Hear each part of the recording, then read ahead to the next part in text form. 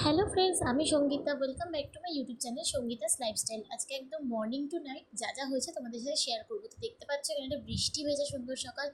বলে রাখা ভালো, ভয়েস ওভারটা দিচ্ছে আমার এক বোন। তো আমার বাড়ির সামনে ছোট্ট একটা স্কুল রয়েছে, বাচ্চাদের কেজি স্কুল। তো দেখতে পাচ্ছ এখানে আমার গাছে বেলফুল ফুটে আছে। তো এবারে আমি আমার ব্রেকফাস্টটা করব।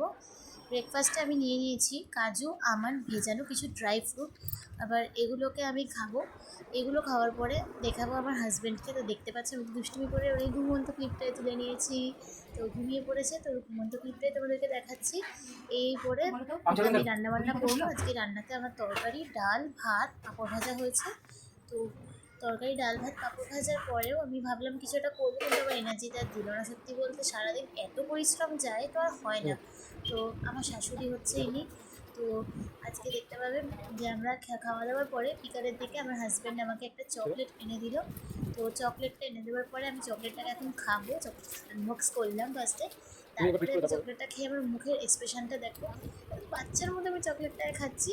ও তারপরে আমরা গেলাম স্পেন্সার্সে।